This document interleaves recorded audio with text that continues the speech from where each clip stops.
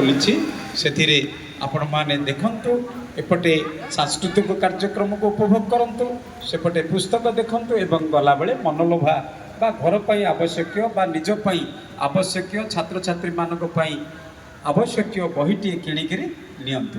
ନିଶ୍ଚିତ ଭାବରେ ଏହା ହେଲେ ଆମର ଏହି ମେଳାର ଲକ୍ଷ୍ୟ ସାଫଲ୍ୟ ହେବ। ପ୍ରତିବର୍ଷ ଏହି ମାଟି ଉପରେ ଆମେ ଏଇଭଳି ମେଳା କରିବା। ଆଗାମୀ ଦିନରେ ଏଠି ବୋଇତ ବନ୍ଦାଣ ଉତ୍ସବ ହେଇଛି, ଏଠି ପୁସ୍ତକ ମେଳା ହେଲା, ଏଠି ଅଷ୍ଟଶମ୍ଭୁ ମିଳନ ହେଇଛି, ଏଠି ପଞ୍ଚୁଦୋଳ ଯାତ୍ରା ହେଇଛି, ଏଠି ବାଣପୁର ମହୋତ୍ସବ ହେଇଛି।